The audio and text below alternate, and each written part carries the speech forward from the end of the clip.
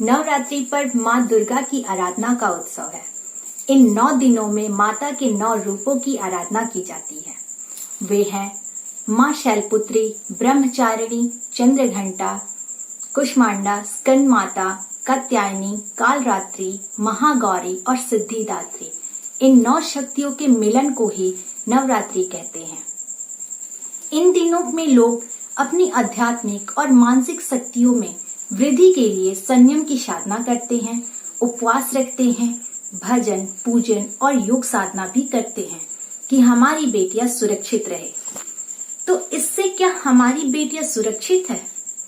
कहा जाता है कि इन 9 दिनों में दुर्गा सप्तशती का पाठ, हवन, कन्या पूजन अवश्य करना चाहिए। वैसे तो हमारे देश में कन्या पूजन सदियों से चला आ रहा है, लेकिन क्या एक दिन कन्या पूजन करने के बाद नारी जाति के प्रति पुरुष वर्ग के कर्तव्य और भावनाएं समाप्त हो जाती है और दूसरे दिन ही वे उनके लिए राक्षस बनकर उसे नोच कर खाने और फिर जिंदा जलाने में तनिक भी संकोच नहीं करते? क्या यही है कन्या पूजन की सार्थकता? आज देश में जो भयावह स्थितियां बनी हुई है, उन्हें देखकर क्या हम कह सकते हैं कि हमारी बेटियां समाज में सुरक्षित हैं? आज किस तरह के कन्या पूजन की जरूरत है? हम ऐसा क्या करें कि हमारी बेटियां सुरक्षित रहे और निर्भरता पूर्वक अपना जीवन जी सके?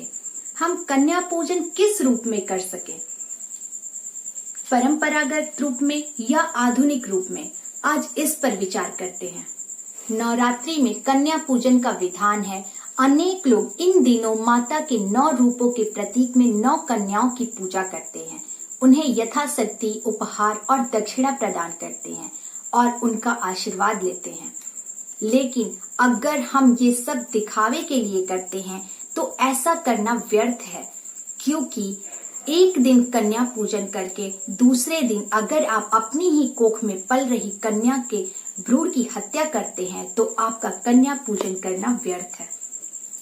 क्योंकि कुछ आदमियों के जैसे ही अगर सभी सोचने लगे और करने भी लगे तो कन्या नहीं रहेगी, और जब कन्या ही नहीं रहेगी तो पूजन किसकी करोगे?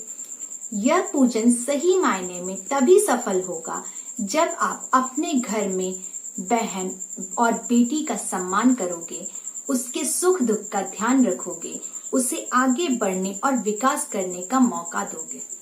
इस नवरात्रि में हमें यह संकल्प लेना होगा कि हम अपनी कन्याओं की सही परवरिश तो करेंगे ही, उन्हें शिक्षित करके आत्मनिर्भर भी बनाएंगे ताकि वे भविष्य में आने वाले हर तूफान का डट कर सामना कर सके। उन्हें सिर्फ इस तर्क के आधार पर आगे बढ़ने से नहीं रोकेंगे कि वे लड़कियां हैं।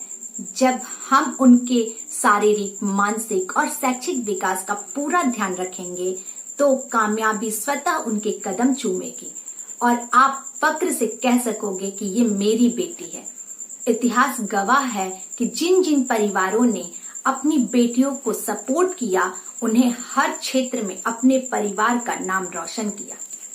फिर चाहे वो हमारे देश की प्रथम महिला प्रधानमंत्री इंदिरा गांधी हो, या पूर्व राष्ट्रपति प्रतिभा पाटिल हो, या प्रथम महिला अंतरिक्ष यात्री कल्पना चावला हो, या मंगलयान मिशन की डिप्टी डायरेक्टर नंदिनी हरिनारायण हो, 6वीं बार gold medal boxing champion Mary Kom हो, या 6 गोल्ड मेडल जीतने वाली हिमा दास हो, इन सभी ने यह सिद्ध कर दिया कि नारी केवल कोमलांगी ही नहीं, फौलाद जैसे इरादे रखने वाली कठोर चट्टान भी है। अपनी इसी बुलंद हौसलों के साथ बचेंद्री पाल ने एवरेस्ट पर सफलतापूर्वक चढ़ाई की। वहीं अरुणिमा सिन्हा ने अपनी चट्टानी इरादे के साथ कठिन से कठिन स्थिति का सामना करते हुए अपने नकली पैर के साथ एवरेस्ट पर फतह हासिल की। ये दोनों ही ऐसा कारनामा करने वाली अपने क्षेत्र की प्रथम महिला थी।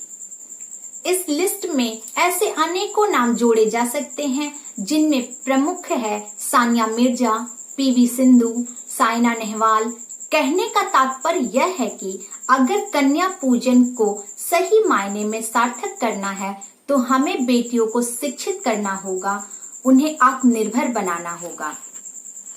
अगर हम चाहते हैं कि भविष्य में भी नवरात्रि में हम कुंवारी कन्याओं का पूजन करें, तो इसके लिए हमें दहेज को बाय बाय कहना होगा, क्योंकि यही कुप्रथा हमारी बहन बेटियों को जिंदा जला रही है, तो कहीं घर से बेघर कर रही है। आज भी हम उसी पुरातन पंथी सोच के शिकार हैं कि बेटे से ही वंश वृद्धि होती है, और अगर बेटी हुई तो उसके लिए ढेर सारा दहेज जुटाना पड़ेगा। हमें इस मानसिकता को बदलना होगा।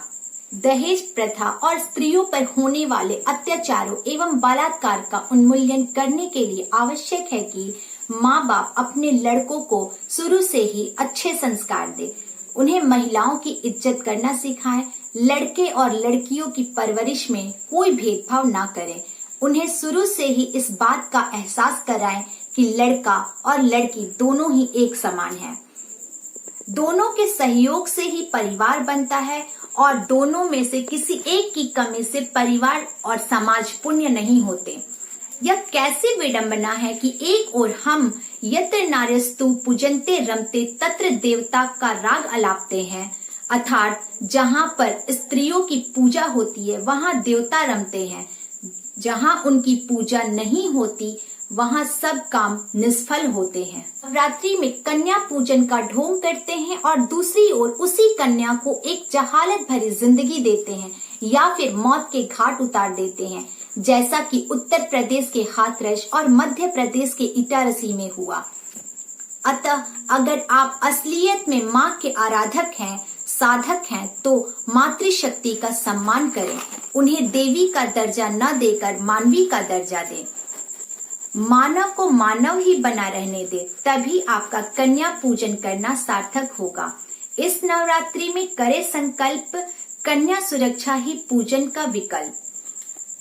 आप सभी को मेरे और मेरे पूरे परिवार की तरफ से हैप्पी नवरात्रि।